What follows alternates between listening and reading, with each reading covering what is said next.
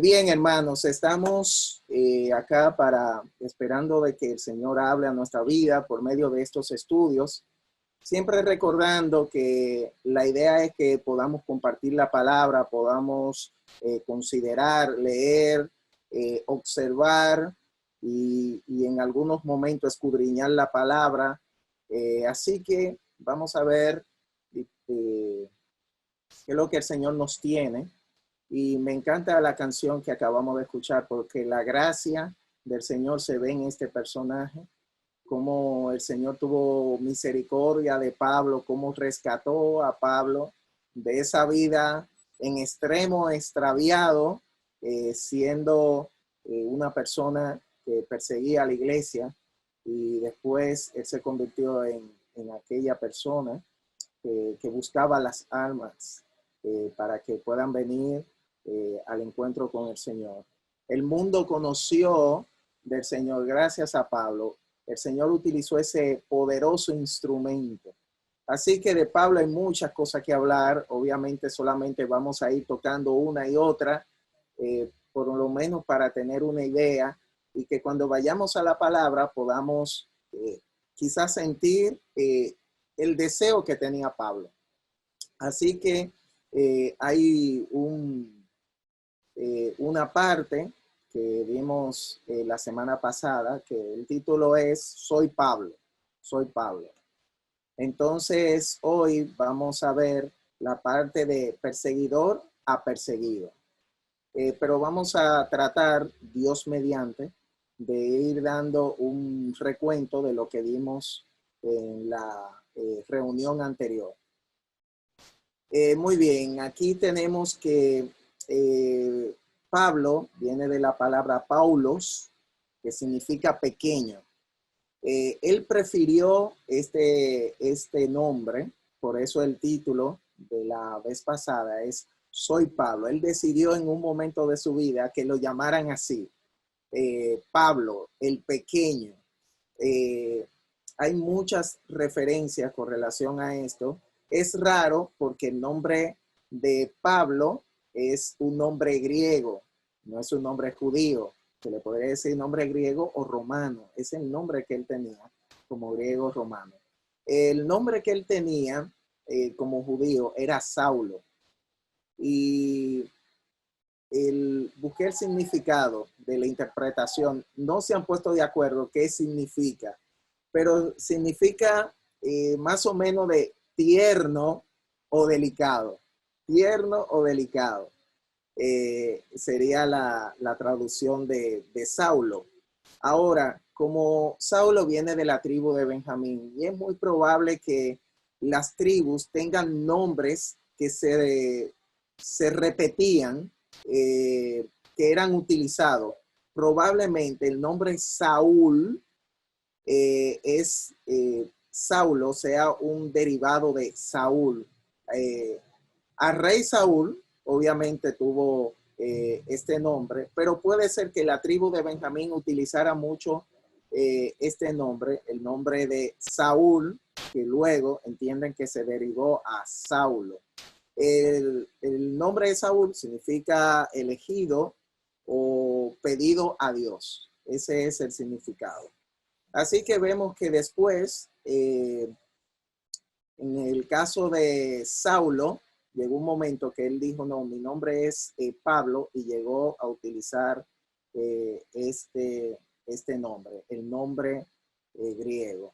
Lo más probable, dicen otros autores, que ya él tenía los dos nombres. A veces la persona se ponía un nombre, y tiene mucho sentido si él se puso el nombre luego, porque en muchas ocasiones él se califica como el más pequeño de los apóstoles. Así que esos son los datos con relación a su nombre. Vemos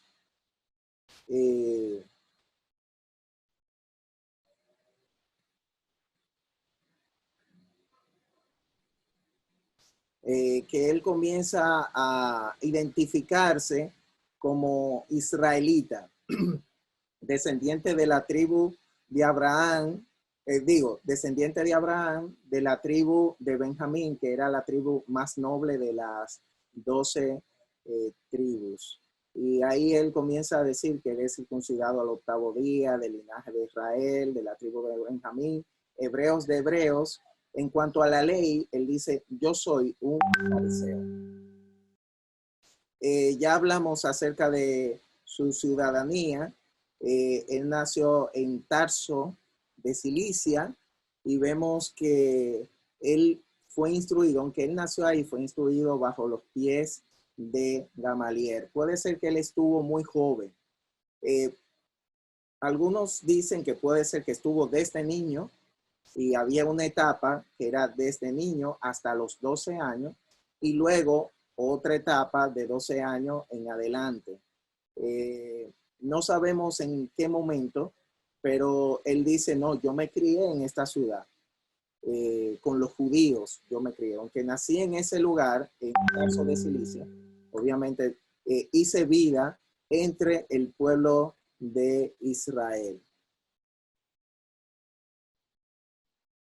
Él destaca que Cilicia, Tarso de Cilicia, es un lugar importante y que obviamente ahí había mucha cultura, mucha información del mundo helénico, así que él no solamente tenía un conocimiento amplio con relación a todo lo que es el judaísmo, sino que él entendía lo que era el mundo helénico que se vivía en ese tiempo fuera del mundo judío. También sabemos que él fue ciudadano romano. Con relación a su ciudadanía, él no era ciudadano por nacer en ese lugar, así que él tuvo que hacer algo para llegar a ser ciudadano. Había dos formas. Uno es hacer un tipo de servicio X que el imperio premiaba, vamos a decir así, si tú eres extranjero, ellos te hacían romano. La otra forma es tú pagar una gran suma de dinero para entonces tú comprar así la ciudadanía romana. Habían solamente estas dos formas para tú ser ciudadano romano en la calidad, obviamente, que era Pablo. Así que no sabemos cuál de las dos formas utilizó la familia para llegar a este punto. Pudo ser que ellos llegaran por la diáspora, que que ellos estaban en la diáspora, estaban esparcidos. Su familia pudo ser de esa familia que nunca regresó totalmente a la parte judía, sino que se quedaron en esos países porque echaron raíces y se quedaron ahí. Pudo ser eso, o eran familias que ellos hacían negocio, es decir, se quedaban en el pueblo de Israel y duraban grandes temporadas en esos lugares por razones de comercio y que quizá por esa razón él nació en ese lugar. Cualquiera de esas dos podría ser, son los puntos que se plantean hasta ahora. Ahora vemos que su oficio, ¿alguien recuerda cuál era su oficio? Hacedor de tiendas. Ok, muy bien. Él hacía tiendas, carpas. Y con eso sabemos que él se pudo sostener en un tiempo de su vida a nivel de su ministerio. Parece que no llegaban los recursos o la iglesia se desentendió de él, pero él no paró, no detuvo el ministerio y dice que él trabajaba de día y de noche para poder sostenerse y no ser carga para la iglesia.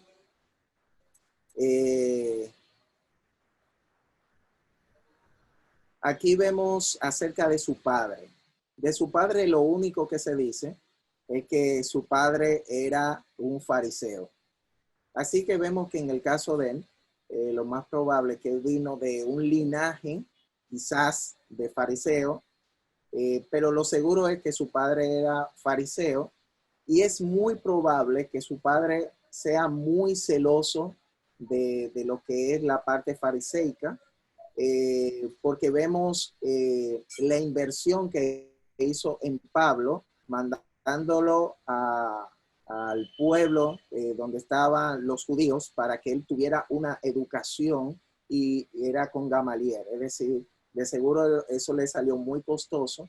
Así que vemos que en el padre de él, aunque no sabemos más cosas de su padre, podríamos decir que era una persona muy preocupada por la parte espiritual de su hijo y por su educación. De la parte de la familia, ¿alguien recuerda otro familiar que nombramos? Un sobrino. Ok, muy bien, un sobrino, por lo tanto, era de él hijo tenía de también, aparte de un sobrino. una hermana. Ok, una hermana. Él fue el que le dijo, mira, te quieren matar. Él lo oyó por ahí y él dijo, no, mira, fue donde su tío. Bueno, tío, estaban hablando de ti, ahí en la esquina, hay un grupo, ese grupo te quiere matar. Y ya ellos están reunidos para hacerlo. Entonces, ahí Pablo pudo darse a la olla. Así que tenemos papá, sobrino, hermanas, también vemos otros familiares. ¿Cómo se llamaban estos familiares? No se dice si eran primos. Lo más probable es que quizá eran primos o pudieron ser tíos también.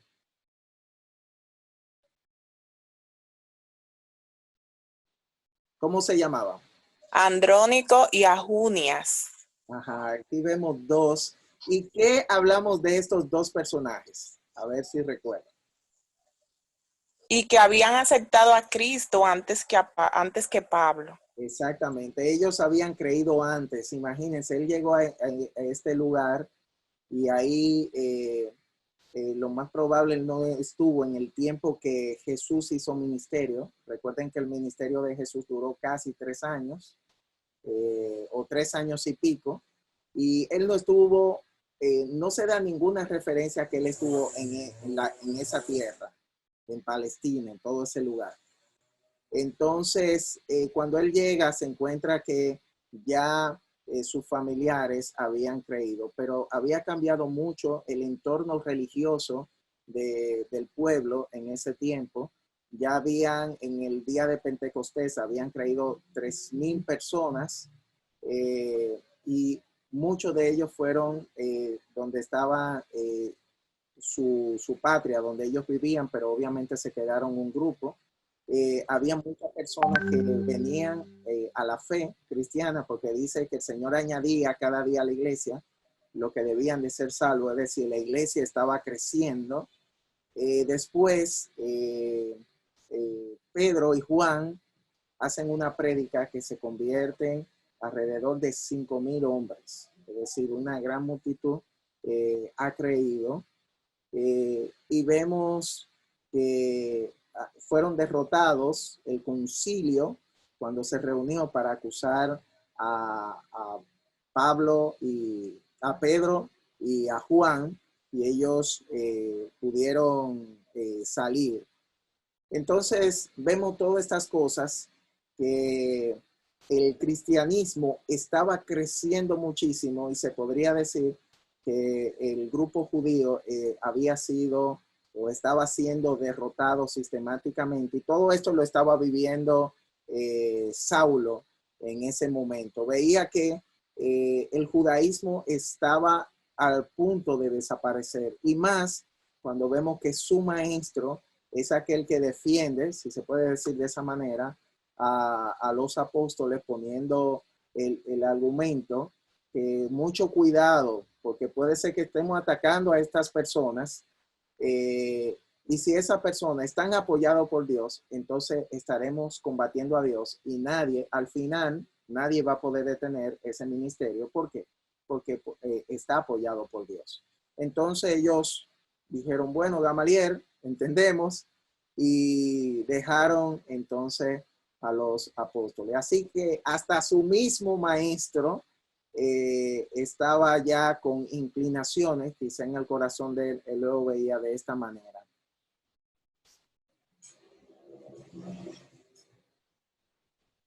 Él explica que él aventajaba a sus contemporáneos de la nación, y que él era celoso más de las tradiciones que sus padres.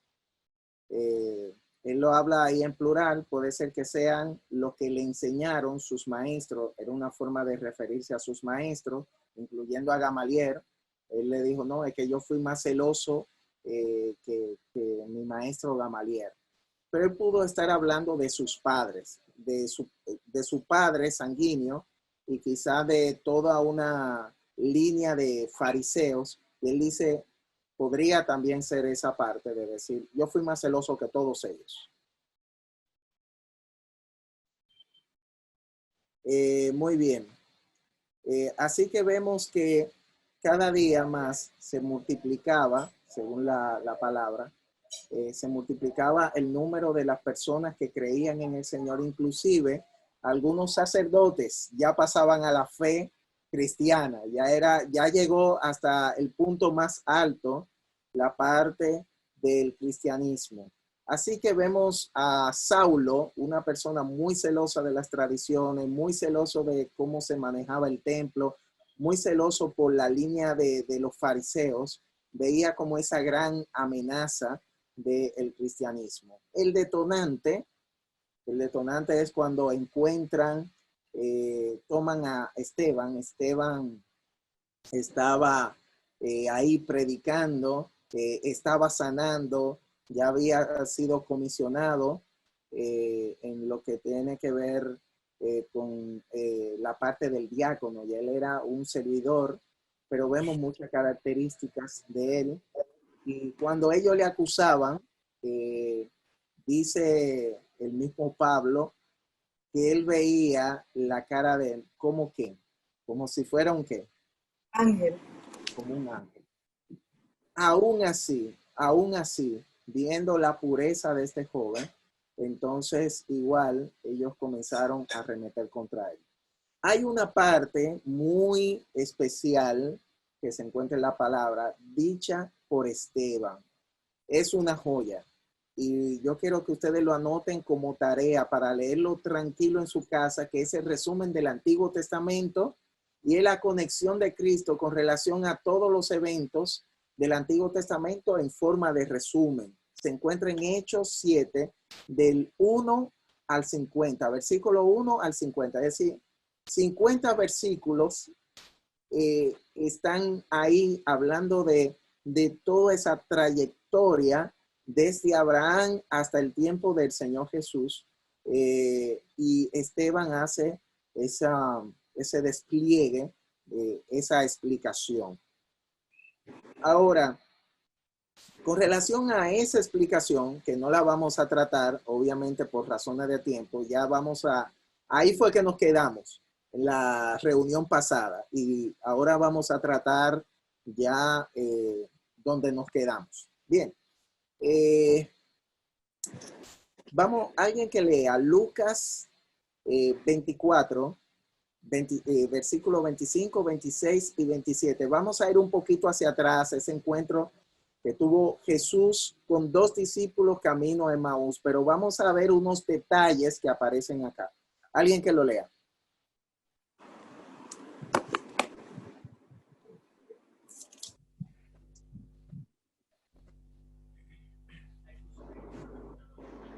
¿25 al 27? Sí. Sí. Lea, hermano. Ah, gracias.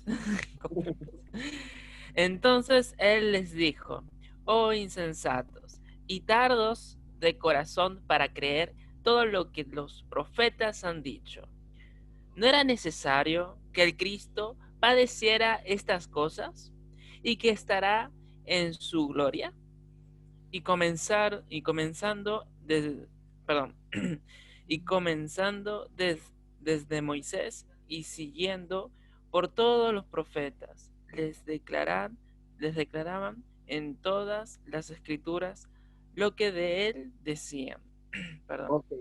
Aquí vemos que en esta ocasión el Señor le dice, es que ustedes no han entendido. Ahora mismo el Señor Jesús le va a dar una explicación que no le había dado antes a los discípulos.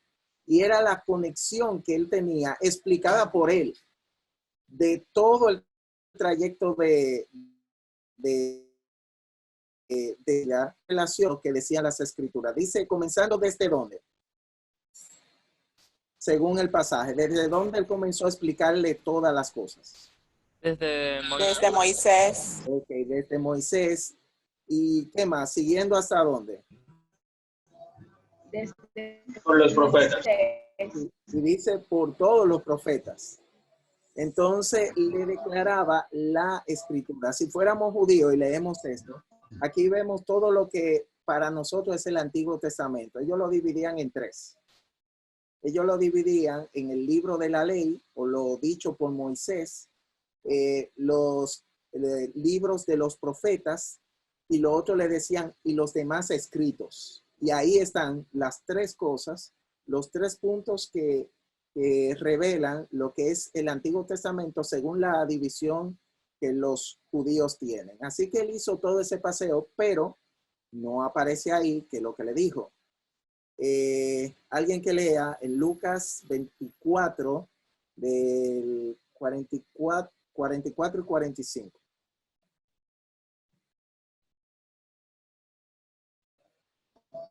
¿44 y 45? Sí.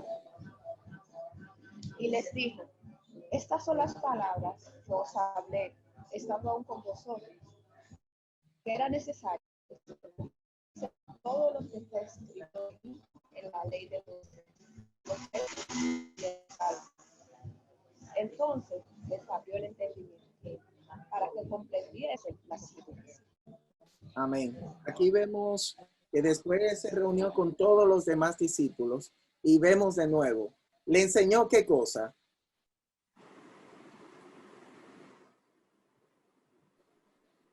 ¿Qué cosa le enseñó? Todo lo que estaba escrito de él en la ley de Moisés, en los profetas y en los salmos, y les abrió el entendimiento. Muy bien, muy bien. Aquí vemos de nuevo que él está hablando de su conexión en todo lo que era el Antiguo Testamento. Los salmos representan a los demás escritos. Una forma de hablar de los demás escritos es diciendo los salmos. Así que ellos lo agrupaban también de esa manera y le abrió el entendimiento. Ellos tenían un objetivo que ya el Señor le había planteado en Mateo 28, del 19 y 20, que es enseñándole que guarden todas las cosas que Él ha mandado. Cuando tú haces un discípulo, ¿qué es lo que tú le tienes que enseñar? Enseñándole que guarden todas las cosas que el Señor ha mandado. Así que si en un momento tenemos un discípulo, esta es la instrucción, las cosas que tenemos que enseñar. Todo lo que el Señor mandó que guardaran, esas cosas nosotros debemos hacer. Ahora, ¿por qué le digo todo esto? Porque lo más seguro que de esa información que el Señor le explicó tanto a la gente de Camino a Emaús, como también a los discípulos, y que le dijo de una manera específica, cuando ustedes tengan un discípulo, yo quiero que guarden todas las cosas. Para el judío era importante esa conexión de Jesucristo con el Antiguo Testamento. Eso era básico, porque eso era lo que daba la garantía de que era verdaderamente el Mesías. Así que lo que estamos viendo de Esteban, lo más seguro es una explicación o la explicación que Jesús le hizo a los discípulos y que él lo aprendió.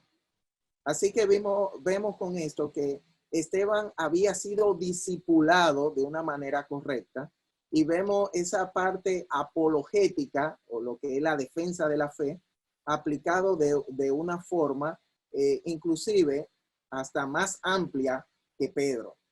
Es decir, ya vemos en Esteban una persona muy aventajado, pero la misma palabra dice que él estaba lleno del Espíritu Santo y lleno del Espíritu Santo habló estas cosas. Así que aquellos que quizá quieren saber lo que Jesús dijo, que no se dice en los evangelios, es muy probable que leyendo la parte de Esteban, esa defensa de Esteban, podremos tener una idea de las cosas que Jesús le dijo. Ahora, imagínense a Pablo escuchando ese discurso. Termina el discurso Y ahora va Esteban a acusaciones directas a ese grupo. Y eso es lo que vamos a considerar ahora. Y en ese momento es muy probable que Saulo estaba en ese grupo. Alguien que lea en Hechos 7, 51, 52 y 53.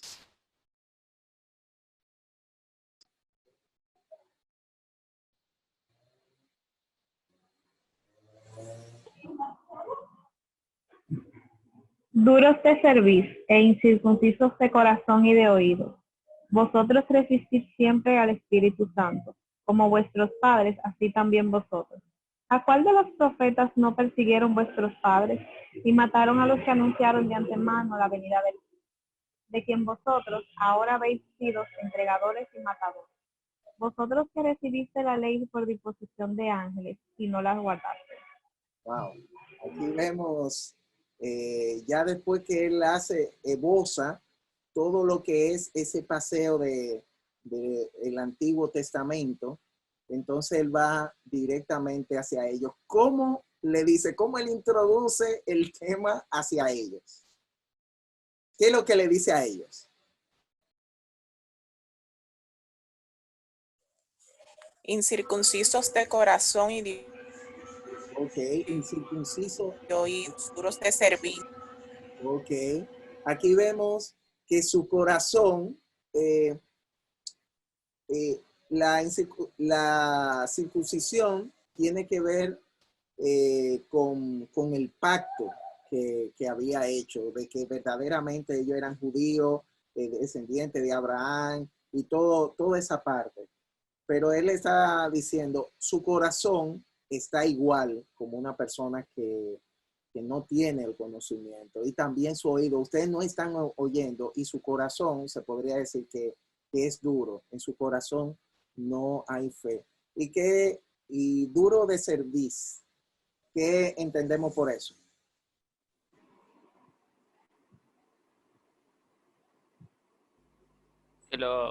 Que sirven, pero difícilmente, que no lo hacen de una. Lento, contracturado me suena a mí. Una Ya, acción. okay. ¿Qué es Tercos. cerviz? Vamos a ver. Terco, yo creo que el terco también. Eso es terco. Sí, tiene que ver con la Dura testa, como dicen los italianos. eso significa cabeza. Sí. Tiene la cabeza dura. Es decir, Dura.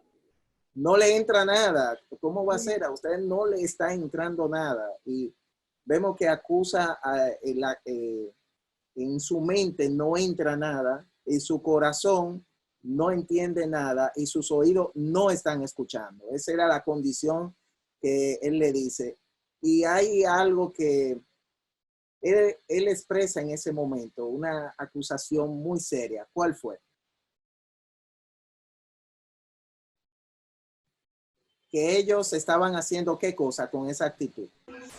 Resistiendo al Espíritu Santo. Resistiendo al Espíritu Santo.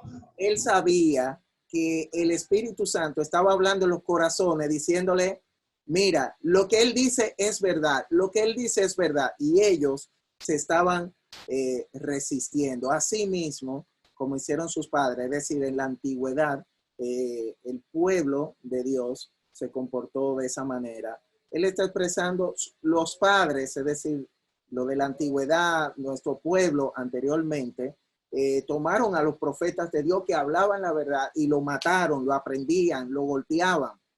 Y él lo que está haciendo es una comparación diciendo, no han cambiado el pueblo. Ustedes, el pueblo sigue igual. Ustedes siguen atrapando a los mensajeros de Dios y también le están dando muerte. En el 53, ¿cuál fue la acusación? La otra acusación.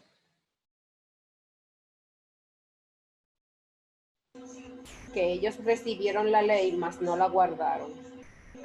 Tremendo, tremendo.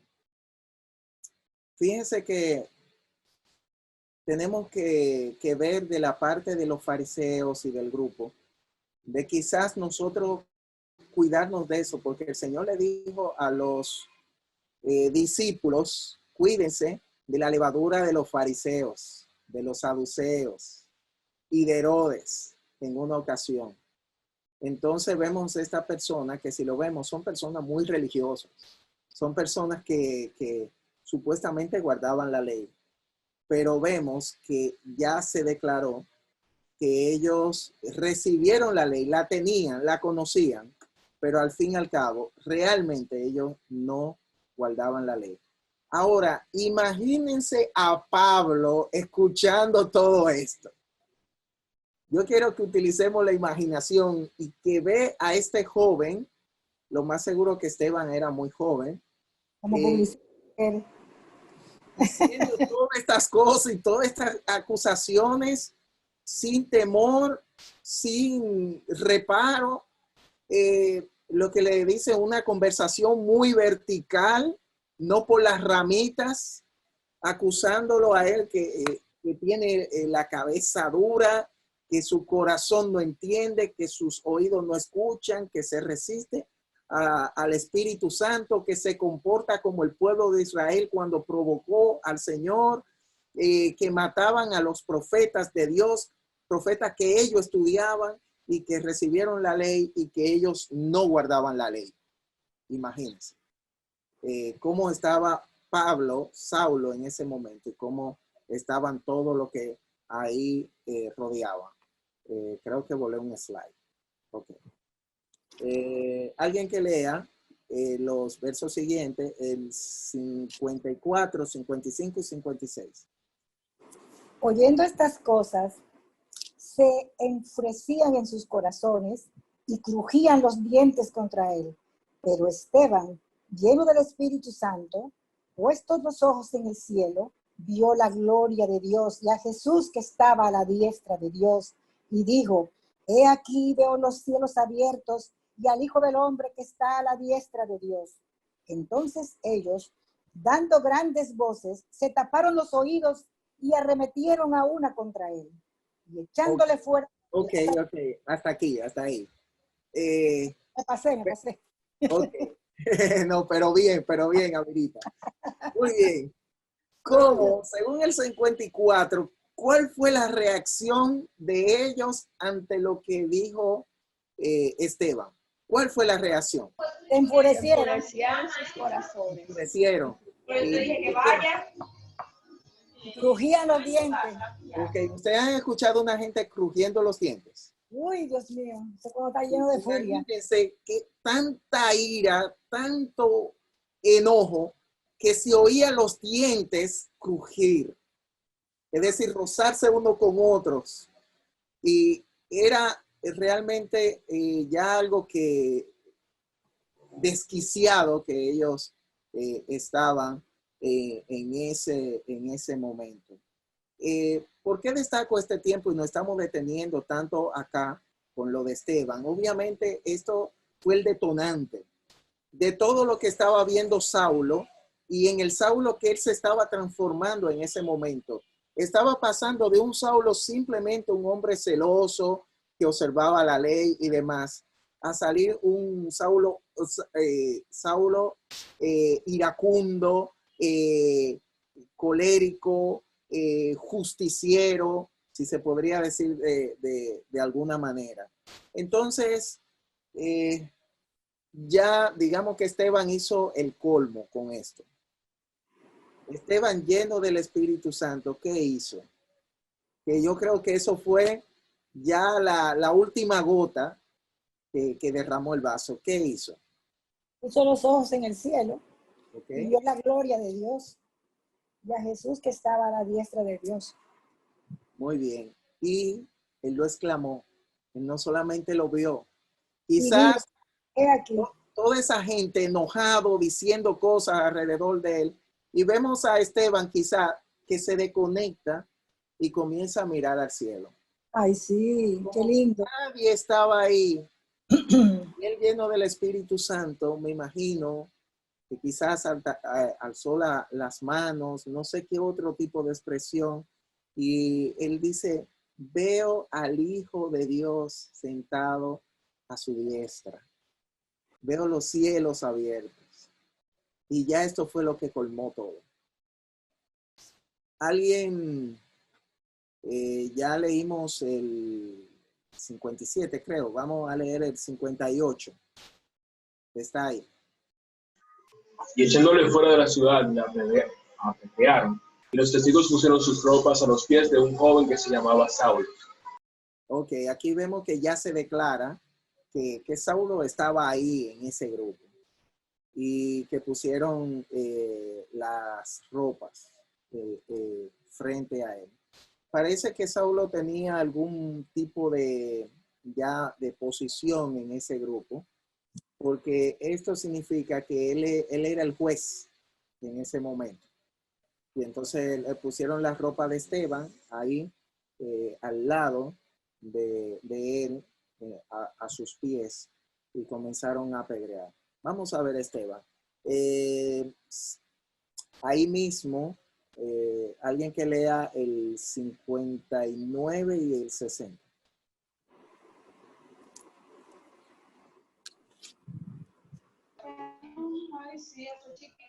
Y apedreaban a Esteban mientras él invocaba y decía, Señor Jesús, recibe Carlín, ¿tú estás leyendo? Es Carlín. ¿Puedes leer un poco más fuerte? más alto, más alto. Sí, más Ok. alto. Y apedreaban a Esteban mientras él invocaba y decía, Señor Jesús, recibe mi espíritu. Y puesto de rodillas, clamó a gran voz, Señor, no les tomes en cuenta este pecado. Y habiendo dicho esto, murió. Ok. ¿Qué les recuerda esto que acabamos de leer? A mí me vino algo en la cabeza cuando leí esto. La muerte del Señor Jesús. A Jesús en la cruz. Jesús. Yo creo que después de Jesús, eso es algo muy personal. Es la muerte más hermosa que está en la palabra de Dios, después de Jesús. Yo no me gustaría, siendo sincero, estar como ahí en la posición de Esteban, porque no sé si yo voy a tener una reacción igual con la gente lo estaba matando. Entendamos eso, hermano. Él estaba muriendo, lo estaban matando. Entonces él exclama y dice, Señor, recibe mi espíritu. Él sabe que ya va a morir. Y él dice, yo quiero que ya tú me recibas porque ya es una exclamación muy similar a la exclamación que dijo el Señor en la cruz. Pero también hay una segunda exclamación de parte de él. Él le dice, no le tomes en cuenta este pecado. Entiendo yo que, hermanos, cuando leo esto, creo que nos falta. Creo que nos falta. A veces vemos a la persona que nos hace daño, pero no es un daño así de muerte. Quizás son cositas y nosotros nos queremos volver locos, queremos, Señor, manda fuego, queremos ver tu juicio. Señor, tú eres el Dios de la venganza. No vemos esto en Esteban. No lo vemos, no vemos esto en Esteban. Vemos que más que él maldecir a lo que lo están matando, él le dice, Señor, yo quiero que tú me recibas. Ya no me queda mucho tiempo. Esta gente me está matando. Pero lo otro es que él perdona a ese grupo, no le tomas en cuenta. Él sabe que todavía esas personas no entienden el plan de salvación. Pero una de las personas que él lo perdonó fue a Saulo. Porque Saulo estaba ahí. Saulo era testigo de la muerte de este siervo de Dios. Y dice la palabra de Dios que no habla de muerte, sino que él durmió. Así termina la vida de Esteban. Y yo quiero presentarle un video. Recuerden que el libro de los Hechos, hay una disputa con el libro de los Hechos. Y es porque el libro de los Hechos fue dictado por Pablo, es según la óptica de Pablo. Así que cuando leamos el libro de los Hechos, hasta cierto punto es el libro de Pablo. de todo el transcurrir de Pablo.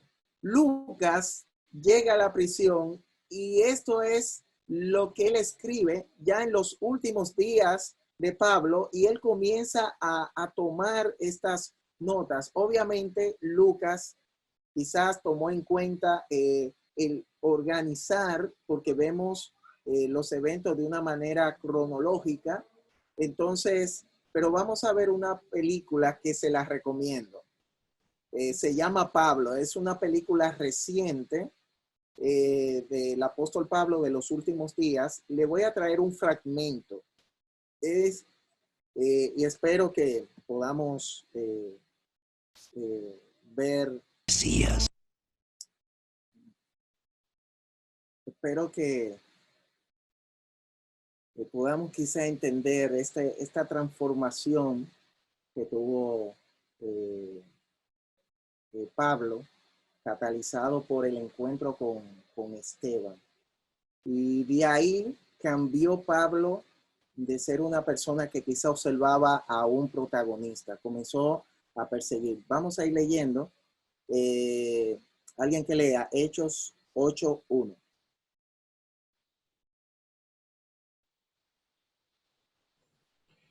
Y Saulo consentía en su muerte. En aquel día hubo una gran persecución contra la iglesia que estaba en Jerusalén. Todos fueron esparcidos por las tierras de Judea, de Samaria, salvo los apóstoles. Muy bien. ¿Qué entienden por Saulo consentía su muerte? ¿De qué se está hablando? Estaba de acuerdo. Lo aprobaba. Lo aprobaba. ¿Aprobaba qué cosa? La muerte de Esteban. La muerte de Esteban. Acababan de matar a Esteban en el capítulo anterior. Inmediatamente se da una explicación. Yo estuve de acuerdo. En otras palabras, él, lo más probable fue que movilizó las acciones hasta concluir con la muerte de Esteban. Esa es más o menos la idea. Yo consentí. Sí, yo estaba totalmente de acuerdo en que mataran a Esteban. Por eso es que quizás se dice que Saulo, lo más probable, era una persona ya muy cerca del Sanedrín para él hablar de esta forma, porque qué importa que él esté de acuerdo o desacuerdo de eso. Si vemos que él dijo sí a lo demás, consentía su muerte, quizá él era un representante del Sanedrín. Hay algunos que dicen que él pertenecía al Sanedrín. No creo que él pertenecía al Sanedrín porque quizá él era muy joven. Por lo general, tenía que tener ya cierta edad la persona que sea del Sanedrín. Pero algo seguro es que él estaba muy cerca de ese círculo de la parte del Sanedrín, y la gente lo veía a él como una persona que podría representar esta clase. Lo vemos con esta expresión y también con ponerle la ropa ahí al lado de los pies de Saulo. Se da a entender que ya Saulo había calado una posición muy alta entre los fariseos, los judíos y el Sanedrín. Ahora, cuando sucedió eso, comenzó la gran persecución. ¿Y qué causó esa gran persecución? ¿Qué causó?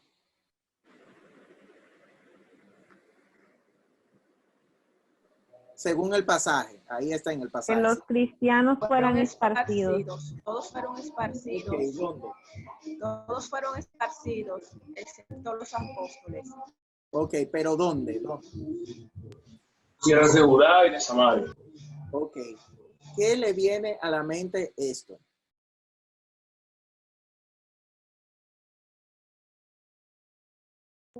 Hermano, dilo. Dilo. Vamos, Tiffany, vamos, tú puedes. Mi hermana dice que cuando el Señor Jesús le dijo que le serían testigos en Jerusalén, en Samaria y en todos los confines de la tierra. Exactamente. ¿Qué había pasado? Fíjense cómo Dios utilizó lo peor que puede pasarle a la iglesia para hacerlo mejor, porque Él le había dicho a la iglesia, ¿qué cosa? Que fuera en Jerusalén, después a la tierra de Judea, que es una región, la región de Judea, y que fueran a Samaria y hasta lo último de la tierra. Déjenme decirle que ellos se quedaron muy cómodos en Jerusalén y no habían salido. Ya había obra en Samaria, algo de la obra, y quizá en Judea, pero no es que ellos fueron a hacerlo. Y entonces el Señor utiliza todos estos eventos para que se pueda cumplir y ellos que puedan dar cumplimiento a la palabra. Yo entiendo que quizás el Señor en esta etapa, haciendo un paréntesis, el Señor nos está diciendo que hagamos algo que quizás nosotros no estamos tomando en cuenta. Es decir, está utilizando una situación que para nosotros es muy mala, que es esto del COVID, el coronavirus, el encierro que tenemos y demás. Dios quiere que quizás cambiemos nuestra vista a algo que quizás nosotros no nos estamos percatando o no le estamos dando ningún tipo de importancia. Es simplemente diciendo porque los eventos en la vida de la iglesia, del cristiano, no es al azar. El Señor determina estas cosas siempre para la enseñanza. Muy bien, alguien que lea el 3, Hechos 8:3.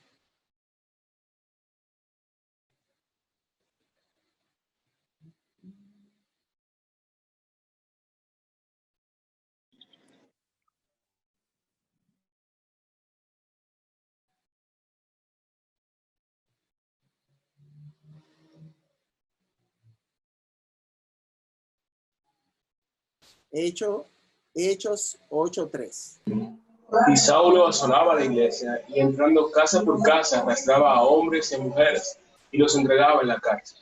Pero los que fueron esparcidos iban por todas partes anunciando el evangelio. Ok, entonces vemos que él, ¿qué es lo que él hacía? Asolaba la iglesia. ¿Qué entendemos por esa expresión? Perseguía, cazaba, iba detrás de ellos. ¿Alguien más? Era un zozobrador. ¿Cómo es?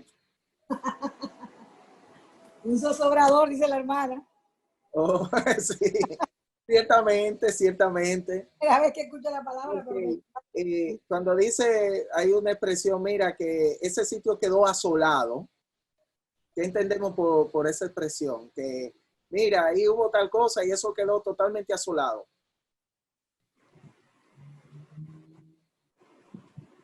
Vacío, devastado. Exactamente. ¿Qué es lo que está diciendo? Que llegó un momento que la iglesia se fueron todos. De una zona muy amplia se fueron todos. La iglesia desapareció de ese entorno. Ya se había dicho en el 1 que solamente se quedaron los apóstoles. Entonces vemos un gran problema. Se fue ovejas y quedaron los pastores. Obviamente Pablo parece que todo estaba saliendo de balance para la iglesia. Me imagino la iglesia sin sus líderes. Sus líderes se quedaron. Ellos dijeron, no, nos quedamos aquí en Jerusalén. No sabemos por qué tomaron esa actitud y no fueron con las ovejas. Ellos se quedaron, las ovejas se fueron solas. Pero ¿qué hacían las ovejas, los cristianos que habían sido esparcidos? Hablaban del evangelio. ¿Cómo es? Van por todas partes del mundo anunciando el evangelio. Eso. Vean cómo el Señor va. Yo quiero que vayan sintiendo cómo Dios va orando. Exacto. Cómo Dios va obrando. Y de seguro, yo viendo todo esto, a veces cuando vemos toda esta situación, decimos, esto es lo peor que le pasó a la iglesia. Que viniera el COVID, que nosotros estemos en la casa, esto es lo peor. Quizá no es lo peor. Puede ser, señores, estoy poniendo esto entre comillas, es para que quizás veamos las cosas no como lo vemos nosotros los humanos. Es qué es lo que está haciendo Dios en los cielos. ¿Qué es lo que está operando Dios en los cielos? Quizás para nosotros ha sido una tragedia todo esto, pero puede ser que sea todo lo contrario. Hechos 22:4. Perseguía yo este camino hasta la muerte, prendiendo y entregando en cárceles a hombres y mujeres. Muy bien. él estaba dispuesto hasta que llevar ese camino. Hasta la muerte. Porque él dice, si después me quieren matar, no hay problema, pero yo sé que es el camino correcto. Aquí vemos la gran determinación que tenía este hombre. Él tenía una gran resolución, él estaba resuelto. Él dijo, tengo que dar mi vida por todos mis ideales, lo voy a dar. Yo voy a transitar este camino. Y si me encuentro la muerte en el medio del camino, no tengo ningún problema, yo estoy resuelto. Hechos 26, 10 y 11. Lo cual también hice en Jerusalén. Yo encerré en cárceles a muchos de los santos, habiendo recibido poderes de los principales sacerdotes. Y cuando los mataron, yo di mi voto. Y muchas veces, castigándolos en todas las sinagogas, los forcé a blasfemar. Enfurecido sobremanera contra ellos, los perseguí hasta en las ciudades extranjeras. Oigan, qué determinación tenía este hombre, ¿eh? Sí. Qué determinación. Fíjense Porque que él dice, cuando de nuevo nombrando a Esteban, ya se está terminando la carta y luego viene el tema de Esteban en su relato, porque Esteban dividió, si se puede decir así, la historia de la iglesia. Si nosotros estudiamos la historia de la iglesia, también podríamos decir, antes de la muerte de Esteban, la iglesia estaba así, y después de la muerte de Esteban, porque esto marcó un punto. Y él dice, yo di mi voto a que lo matara a este joven. ¿Qué es lo que él hacía con la iglesia? Vamos a ver, en el 10, ¿qué es lo que él hacía con la iglesia?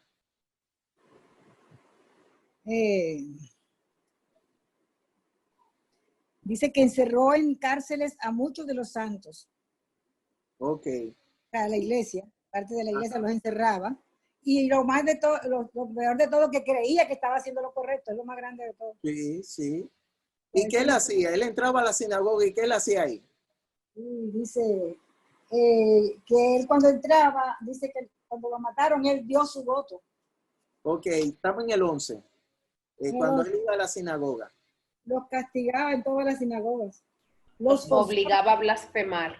¿Qué entendemos por eso? O a decir cosas, será contra Dios, me imagino, porque la blasfemia es contra Dios. Más o menos, pero... Contra todas las cosas que ellos creían que... contra todo lo que los seguidores de Cristo creían.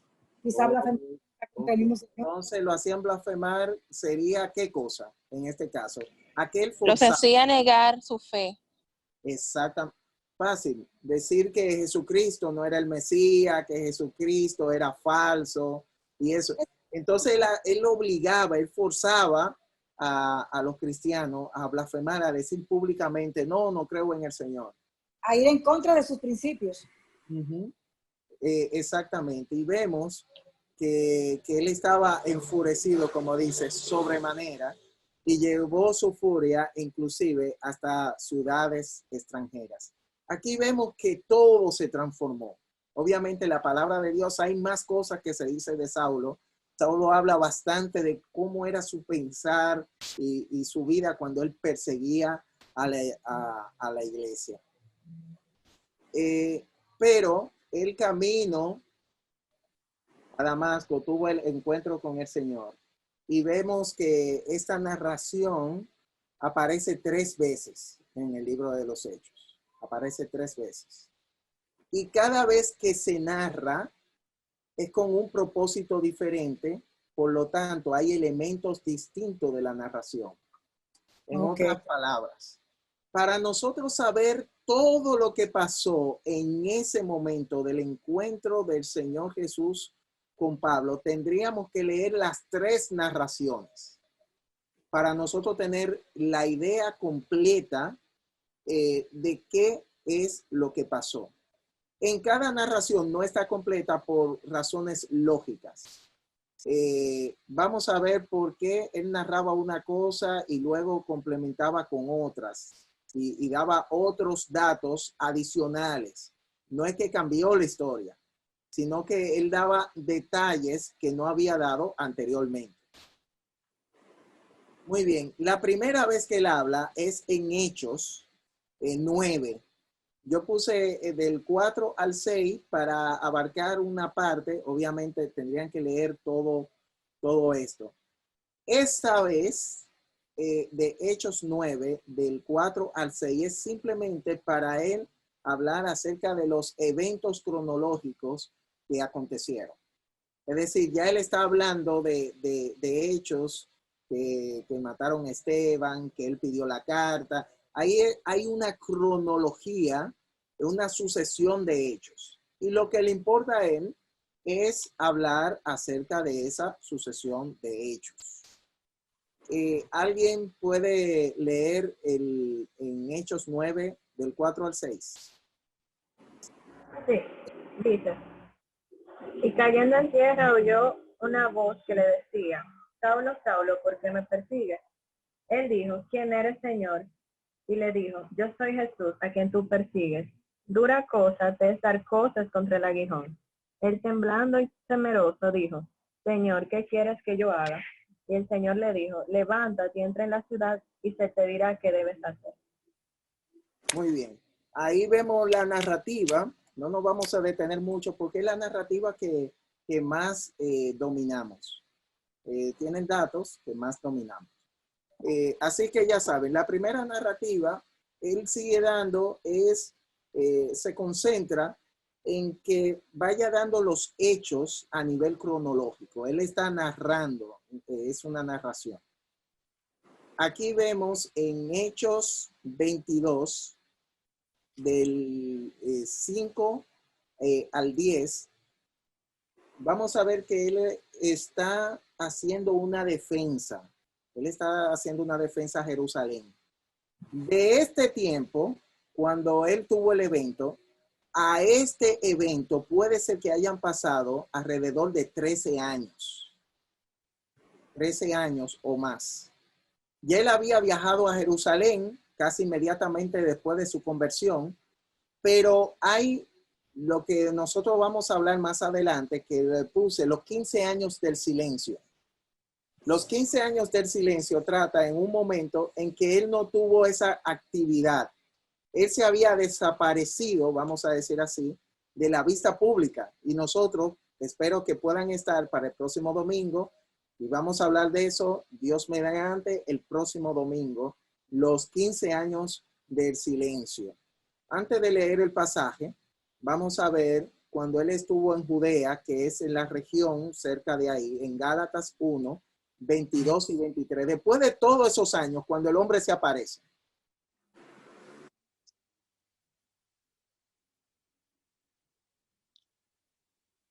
¿Gálatas qué? Gálatas 1, 22 y 23.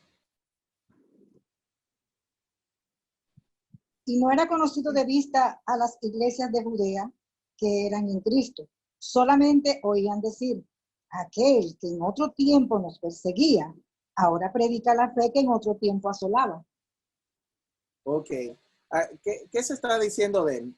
Ya la forma de él había caído en términos de leyenda.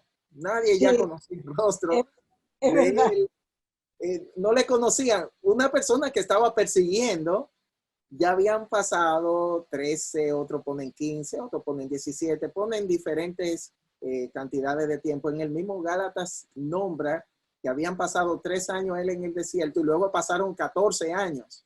Es decir, pasaron muchísimos años. Obviamente, en los hechos que está escribiendo en Gálatas, ya había ido, cuando sucedió eso, ya había ido en muchos lugares. Pero yo lo que quiero que entendamos que ya habían pasado muchos años y ya la persona decían, bueno, Pablo, no se acordaban del rostro de Pablo y decían, no, pero lo último que yo supe de él que él pasó a la fe. ¿Qué pasa? Y que ahora predica del Señor. Ya no sabía más nada de Pablo.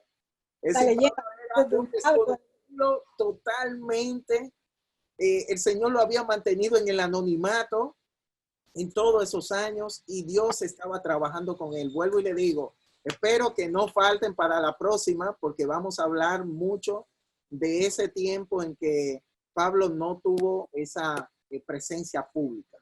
En Hechos 22, ahora sí vamos a ir a Hechos. Hechos 22, 1 y 2. Alguien que lo lea. Vamos, jóvenes, por favor, lean rápido.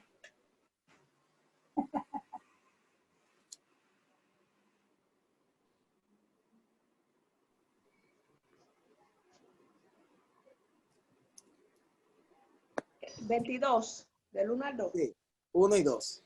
Ajá. Varones hermanos y padres, oíd ahora mi defensa ante vosotros. Y al oír que les hablaba en lengua hebrea, guardaron más silencio y les dijo. Ok, muy bien. ¿Qué pasó? Pablo, después de muchos años, él regresó con Bernabé. Había recibido una visión. Hubo un profeta que dijo, en Jerusalén va a haber hambre. Agabo, el profeta Agabo. Entonces, ellos fueron, recogieron ayuda. En eso la misma iglesia de Pablo reunió ayuda y él fue allá. Cuando él llegó, él aprovechó y comenzó a evangelizar. Y entonces él estaba en el templo y lo vieron que él tenía, hay un término que es una facha. Es decir, el hombre parecía un griego. Había pasado muchos años y él estaba con los gentiles, así que la forma de él y su vestimenta y todo, el hombre parecía un griego. Así que lo toman. ¿Cómo es que este hombre está hablando de la ley y está hablando que se cumplió todo y que Jesucristo es? Y él estaba interpretando la ley del Antiguo Testamento. ¿Recuerdan a Esteban? Ustedes van a ver muchos tópicos que habló Esteban, que él los repite. Él está dando la misma explicación de que Jesús es el Mesías. Entonces ahí lo aprendieron los judíos y él comenzó a defenderse. Ahora, cuando él habló, ¿de qué forma? Según el versículo 2 de Hechos 22. Lengua hebrea. En lengua hebrea. Ellos hicieron así. Pero ¿cómo este hombre, este griego, sabe nuestra lengua? Entiendan a los judíos. Es que nadie podía estar interpretando lo que es la Torá si no era un judío. Ellos entendían, no, es que este hombre no es judío, es un blasfemo. ¿Cómo que viene de su tierra a estar utilizando las cosas de nosotros? Y él comenzó a hablar en la lengua hebrea, que era el lenguaje que estaba escrito, lo que nosotros conocemos del Antiguo Testamento. Y ellos cuando oyeron eso, que él estaba hablando ya en esa forma, ellos callaron y le escucharon. Lo que vemos, no lo vamos a leer porque ya lo leímos, en el 3 y en el 4 de Hechos 22, él le dice, señores, le voy a decir la verdad, aunque yo parezco un griego, yo soy judío. Yo soy de padres judíos, yo fui criado aquí, y comienza a decirle judío de judío, hebreo de hebreo, tuve mi preparación, yo sé lo que le estoy hablando. Yo no soy un griego, yo soy un judío. Y ahí ellos comenzaron a escuchar. Ahora, del 5 al 10, alguien que lo lea, por favor. Bien. Como el sumo sacerdote también me es testigo y todos los ancianos, de quienes también recibí cartas para los hermanos, y fui a Damasco, para traer presos a Jerusalén, también a los que estuviesen allí, para que fuesen castigados. Pero aconteció que yendo yo al llegar cerca de Damasco, como a mediodía, de repente me rodeó mucha luz del cielo, y caí al suelo, y oí una voz que me decía, Saulo, Saulo, ¿por qué me persigues? Yo entonces respondí, ¿quién eres, Señor?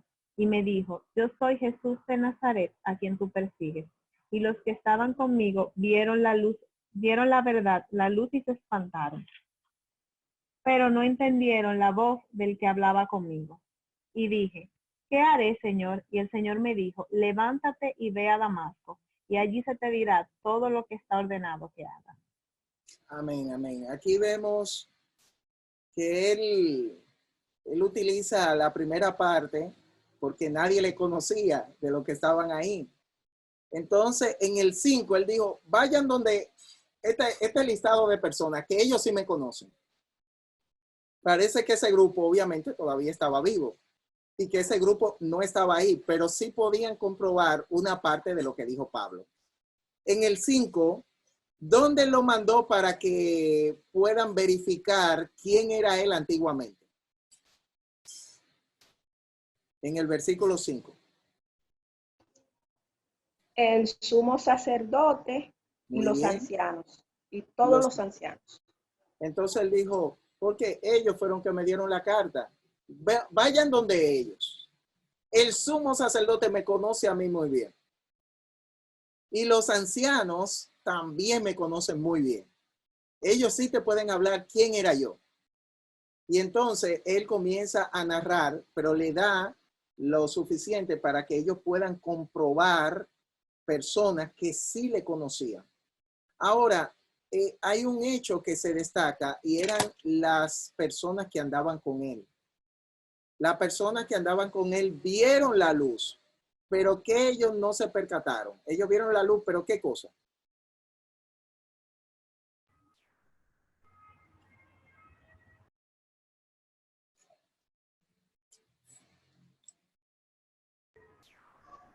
No escuchaban la voz que le hablaba.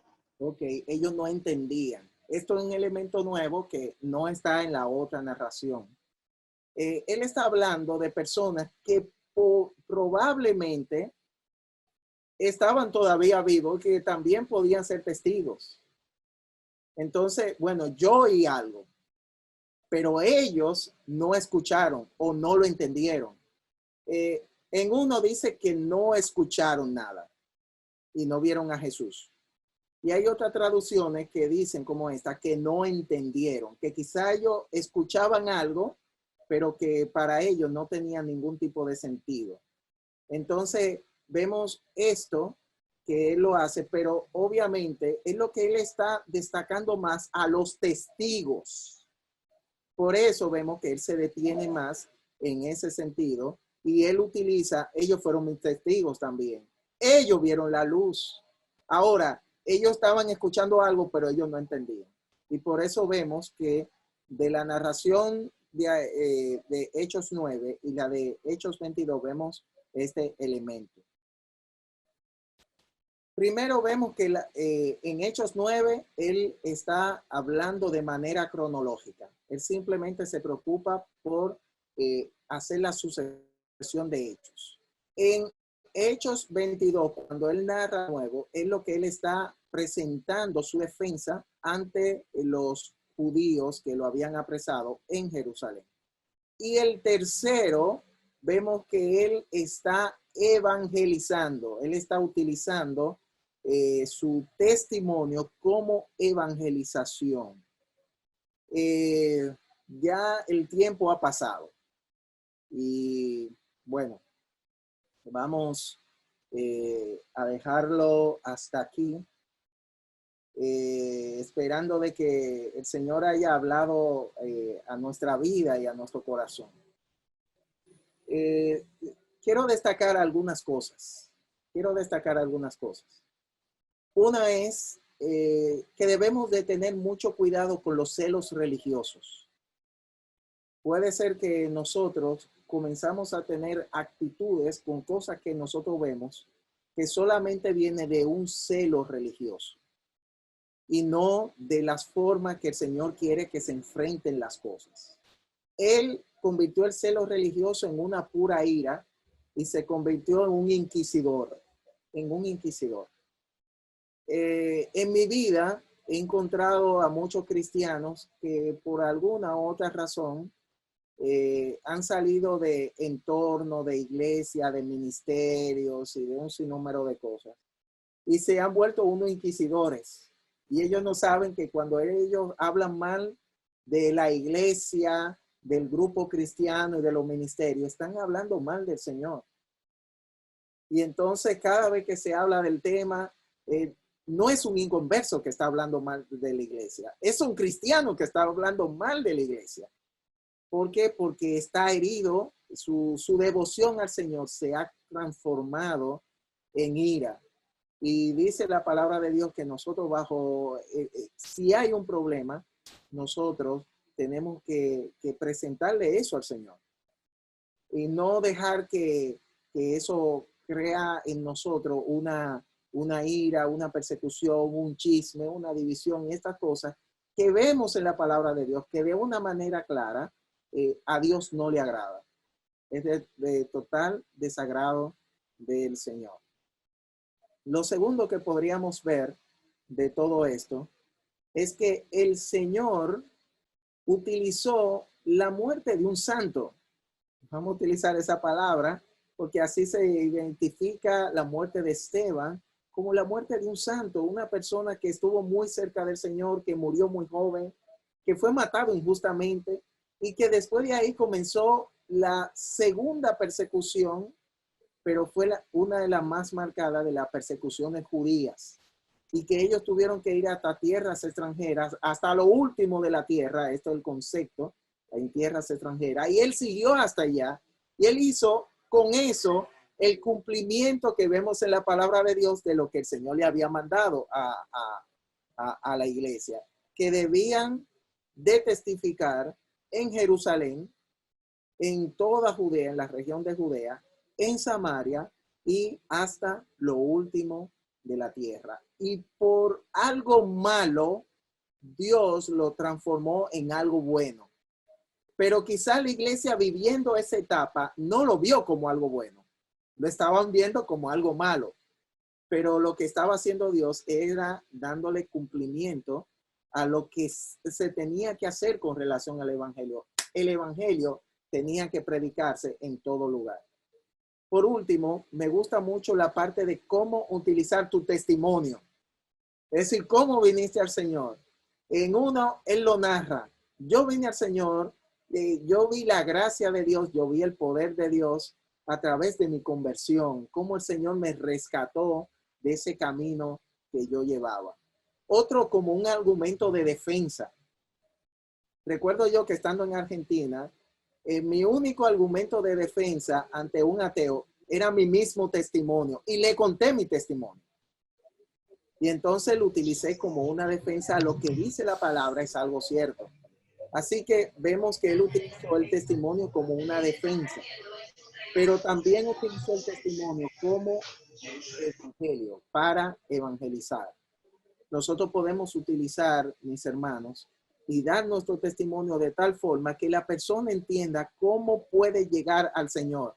Y eso era lo que él estaba haciendo con el rey Agripas, que espero que lo puedan leer en su casa. Es bastante amplio. Ya él estaba en otra etapa. Él había pedido, lo iban a matar y él dijo, soy romano. Y ahí, entonces tuvieron cuidado con él y dijeron, ¿qué hacemos contigo tú como romano? Bueno, ir ante el César. Y entonces ahí todavía lo dejaron mucho más tranquilo y entonces solamente lo llevaron cautivo. Y él después tuvo este encuentro con el rey Agripas. Así que espero que lo puedan leer porque ahí él se desborda y vamos a ver muchos elementos que él destaca con relación a su conversión que no están ni en el primero ni en el segundo. Así que, hermanos, que el Señor les bendiga grandemente. Léanse Hechos 26, toda esa porción de Hechos 26, para que puedan ver cómo es el tercer testimonio, que para mí es el testimonio más impactante, que da dato más impactante de la vida de Pablo. Así que concluimos con palabra de oración. Hay algunos de la iglesia que tienen que ir a orar. Como siempre, después de la oración, los que se quieran quedar y tienen preguntas, nos quedamos con las preguntas y también si quieren compartir algo de lo que vieron, también se pueden quedar o saludar simplemente. Oramos para así el equipo pueda ir en oración. Amerita se está despidiendo. Muy bien, oremos. Te damos gracias a Dios en este momento porque vemos la vida de Saulo, que luego él se llamó Pablo, este hombre que si lo hubiésemos visto en los días de hoy, podríamos decir, este hombre nunca va a conocer a Dios, pero que él tuvo ese encuentro con Dios de una manera maravillosa y extraordinaria. Bendícenos, Señor, permite, Padre, de que nosotros podamos testificar, utilizar nuestro testimonio para ti, pero que también, Padre, que no tengamos un celo religioso que nos conduzca a pecar, a alejarnos creyendo que estamos dándole cumplimiento a las cosas tuyas, pero que en verdad nosotros quizás nos estemos alejando de las cosas que vemos en tu santa y bendita palabra.